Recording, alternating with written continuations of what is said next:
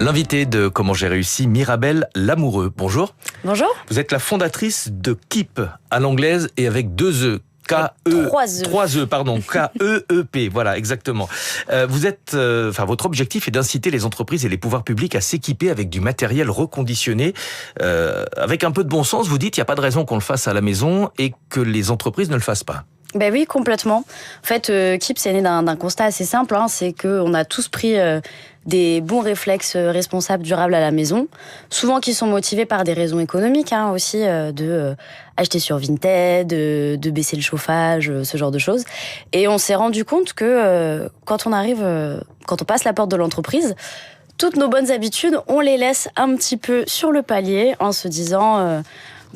que le budget est géré différemment, c'est pas nous qui payons les factures.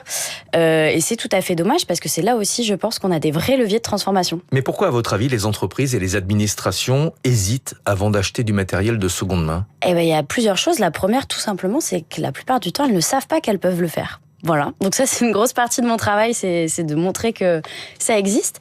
Et la deuxième, c'est que je pense qu'il existe des freins encore à l'achat du reconditionné. On a tous parfois une histoire d'un cousin, d'un copain un peu éloigné qui aurait eu une mauvaise expérience en achetant en ligne. Et voilà, il y a une certaine méfiance encore. Et je pense aussi qu'on se dit... c'est bien pour acheter de temps en temps un petit appareil pas trop cher, mais est-ce que ça tient la route vraiment pour un usage professionnel ? Et la réponse est oui. Nous on met des exigences de qualité assez élevées, on met beaucoup de services aussi. L'idée c'est de réassurer et d'accompagner au maximum les pros pour qu'ils soient convaincus. La loi AGEC impose au pouvoir public d'acheter 20% de matériel reconditionné, 20% au moins, mais personne ne la respecte. Pour quelle raison ? Pour une raison simple, c'est que pour l'instant, il n'y a pas de sanction à la non-application de cette loi. Donc c'est un objectif, c'est sympathique, mais plein de collectivités du coup ne s'y mettent pas encore. Et puis aussi parce que, on va pas se mentir, c'est dur de suivre toutes les nouvelles lois qui encadrent la commande publique. Et donc là aussi, nous on fait tout ce boulot-là d'aller informer, sensibiliser, dire que non seulement on est local, moins cher, durable, et en plus de ça, on rentre dans des objectifs légaux. Alors, local, moins cher, durable, acheter des équipements de seconde main, c'est un choix militant en faveur de l'environnement. C'est aussi un choix économique intelligent dans un contexte de tension budgétaire. On en parle tous les matins. Exactement. Là, vous en parliez encore. Mais c'est vrai qu'on sait que le budget des collectivités se resserre. Pour les entreprises, 2025 n'a pas été forcément l'année la plus géniale non plus. Donc, tout le monde fait un peu attention à son portefeuille. Et alors, c'est là qu'on se dit, de l'informatique qui est quand même moitié moins chère, alors qu'elle est indispensable dans tout ce qu'on fait, téléphone, ordinateur, tablette, ça semble quand même être une belle solution. Alors justement, c'est précisément ce que vous avez décidé de vendre aux entreprises et aux administrations. Vous n'allez pas leur vendre des uniformes de seconde main, pas pour l'instant en tout cas. Vous commercialisez du matériel informatique de seconde main. Comment est-ce que ça fonctionne ? Ça fonctionne très bien, déjà, premièrement. Ouais. Où est-ce que vous récupérez le matériel ? Comment est-ce qu'une entreprise peut se le procurer ? Est-ce que ça permet de respecter les règles des marchés publics ? Puisque ça aussi, c'est important lorsqu'on a une administration. Complètement. Nous, c'est très simple. C'est du matériel qui, généralement, est issu de grands groupes où les ordinateurs, les téléphones ont une première vie. À partir de là, ils sont reconditionnés en France. Nous, on travaille avec du reconditionné français.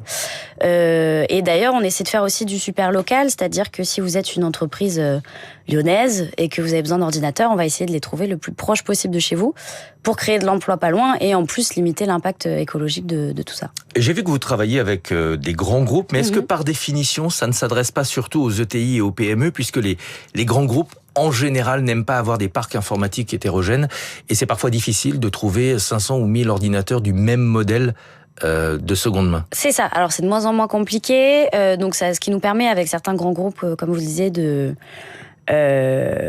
déployer du matériel sur certains services, sur certaines branches au moins, où là on arrive à avoir de l'uniformité. Mais effectivement, notre cœur de cible, ça va être la PME, qui en plus fait attention à son budget évidemment, et aussi je pense est très sensible à ce discours local, puisque elles aussi, les PME françaises, ont envie de se dire on soutient les copains du territoire, puisque nous aussi on a envie d'être privilégiés par nos collègues, donc voilà. Vous parliez du copain, de la cousine, etc., qui aurait eu un problème avec des appareils de seconde main. Déjà, on précise que ça peut aussi arriver d'avoir des problèmes avec un appareil neuf. Ça arrive également tous les jours.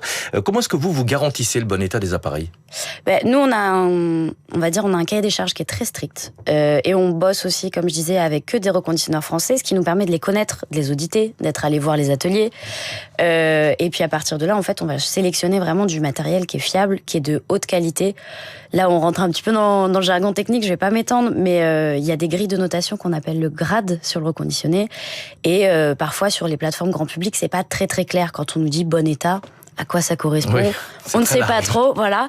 Et donc nous, c'est ça, on a des cahiers des charges stricts, des standards. Est-ce qu'il y a des rayures? Voilà, est-ce qu'il y a des rayures? Quel est le niveau encore d'état de la batterie? Est-ce qu'on parle d'une batterie qui est à 90% de ses capacités, 65%, c'est pas du tout la même chose. Non.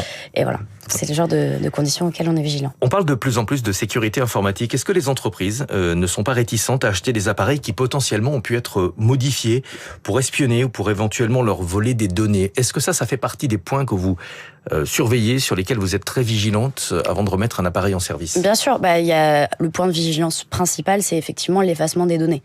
Parce que là, tout le monde dans la chaîne de valeur a besoin que ça fonctionne. Entre l'entreprise qui cède son ordinateur en fin de vie et nous, revendeurs derrière, s'il y a quoi que ce soit qui coince à ce niveau-là, c'est qu'on ne puisse pas récupérer des données du précédent utilisateur. Exactement, c'est très compliqué pour tout le monde. Donc ça, on est extrêmement vigilant là-dessus et les technologies sont assez avancées aussi. Et les appareils, j'imagine, doivent être conformes à leur état d'origine, c'est-à-dire que s'ils ont été modifiés, vous ne les remettrez pas en vente. C'est ça, exactement. Et puis, alors là, on entre sur un autre problème, mais par exemple, je ne sais pas si vous avez suivi la fin de Windows 10, de la fin du support. Absolument. Voilà. Donc, qui met en danger finalement les utilisateurs qui resteraient sur Windows 10 face aux failles de sécurité. Et donc là, nous, c'est des sujets, on va dire, de secteur de façon plus large. On parle de cette obsolescence programmée, du fait que Windows devrait pouvoir continuer d'accompagner ses utilisateurs, mais qui donc, nous pousse aussi à faire passer tous nos clients sur Windows 11, à leur dire attention, il y a un souci là, il va falloir des modèles plus récents. On peut les avoir reconditionnés toujours, évidemment.